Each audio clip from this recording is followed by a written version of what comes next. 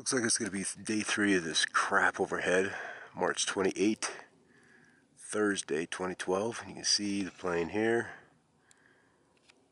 It's our lovely folks at United Airlines. And it's just a trail that's barely sticking. Come over here. Here's one that went straight overhead. This one was much, much thicker. Down in here. Got another one, but what lets me know that they're gonna hit this hard today. These kind of clouds that people like to call sylphs, because they're just unusual shapes. Stuff you're not gonna find, shapes you're not gonna find in a fluid. This here.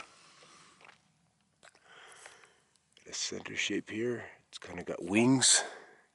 Center shape coming on up. And here, over the mountains, which is where the planes have been coming from with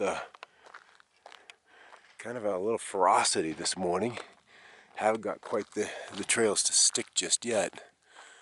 They're coming off from the northeast, which is in the direction of Denver, which is a good thing.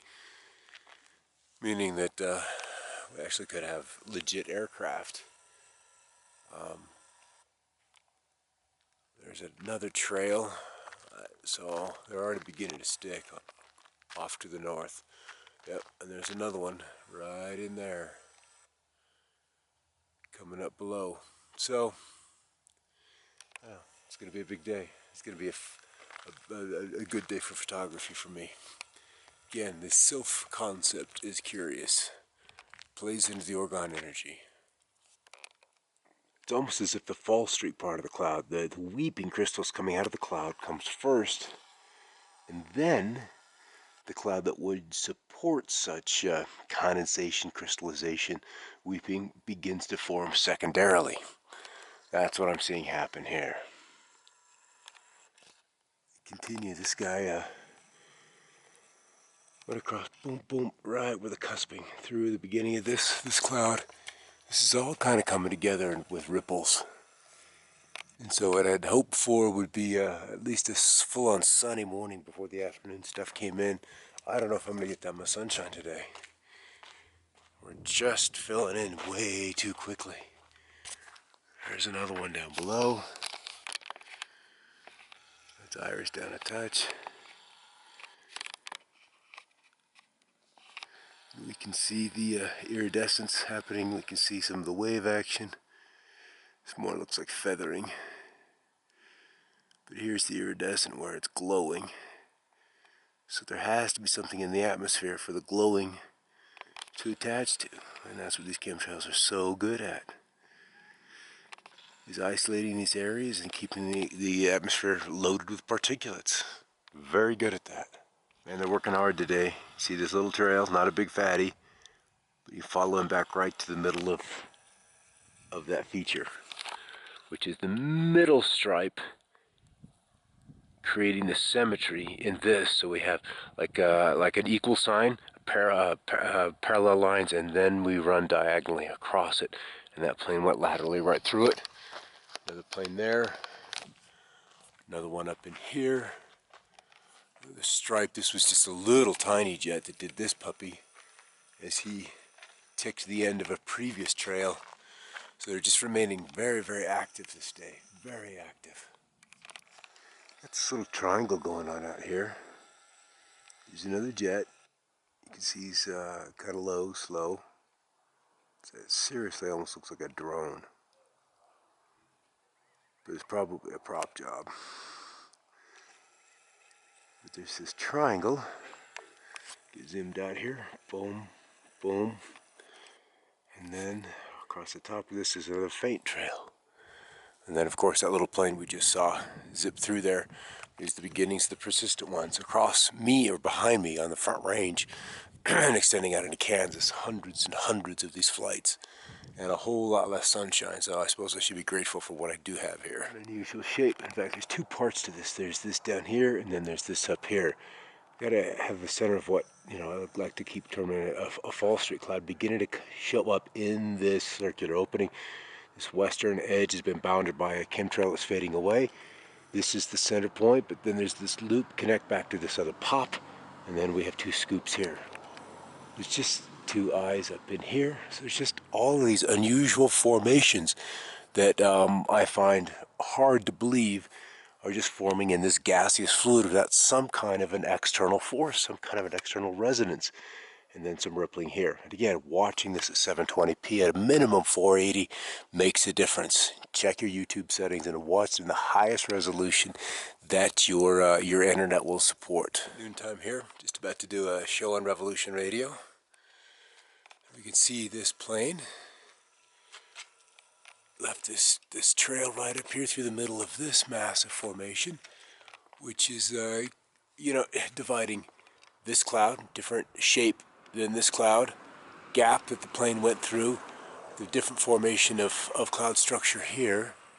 I'm zooming in on, gap that the trail went through, and then all of this cellular behavior. And again, a higher resolution in viewing this is better.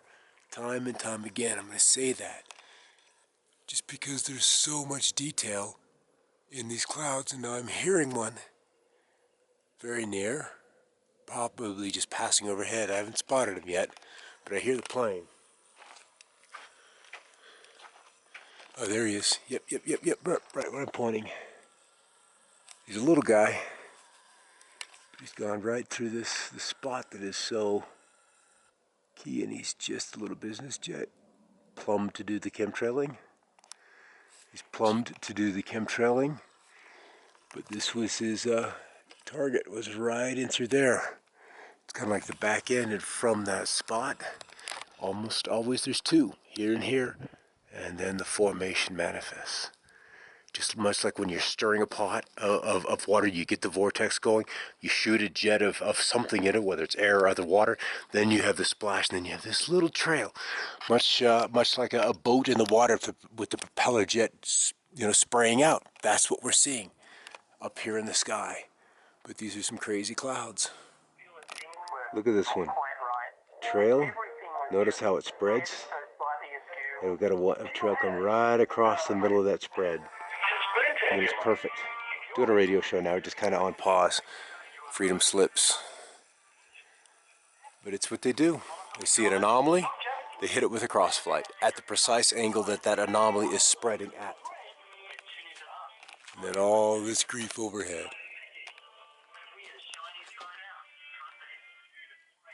2 o'clock, and with all the trails this morning, and especially in the last hour or so, we've generated a lot of low clouds, a lot of cumulus, and then we see a little cumulus here, but hairy on this side, hairy on that side, and it's just all diffuse.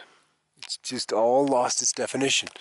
So something is tearing it apart. They're pulled from the top, the clouds are pulled from the bottom. If you look in yesterday's video, especially towards the end of the time lapse, just before sunset, maybe that last 40 seconds of the video, look to see how the different layers of clouds out to the west. One layer's moving this way, another one's moving this way, then back this way, and then back that way. So there's this serrated action that's going on vertically and then also horizontally. And that just shreds these clouds, just shreds them to bits. Just a quick glance at the satellite imagery. This was last evening, the end of the 27th.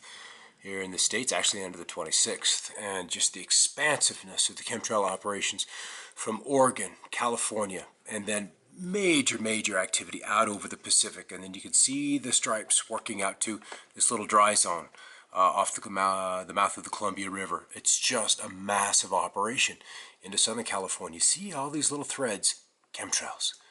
So they're working on the next storm, the next round, or, well, regardless, they're working on the next storm, and you can begin to see it take shape here. I've just refreshed the image to the current time, which puts us on the afternoon of the 28th, and all of that mess that was out of the Pacific is now inland. So we're seeing that crap from California, New Mexico, Utah, Colorado, and now pressing inland. I've had a lot of trails overhead. I'm about right here. And it just doesn't seem to come to an end. I think they're working on this storm, this developing low, which will impact Southern California over the Easter weekend.